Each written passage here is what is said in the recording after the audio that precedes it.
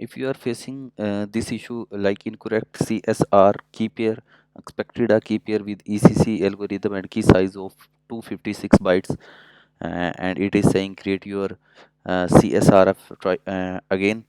So let's create again, and how we can fix this simply, like a first step we will go into the keychain and first click on the keychain and keychain access and certificate and assistant, and after this we will go into the request certificate from the certificate authority. After clicking on this option, we will simply will redirect on this option where we will provide our email and then the name of this key and select save to the disk, and also let me specify the key pair information.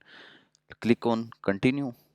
When you will click on continue and will click on save, then it will ask like about a key size and algorithm, like we are going to implement ECC, or we can see here it is asking ECC algorithm and key size of 256.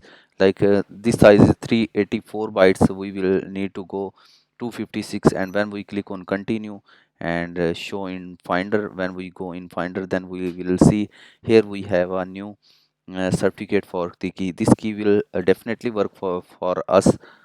Thank you for watching.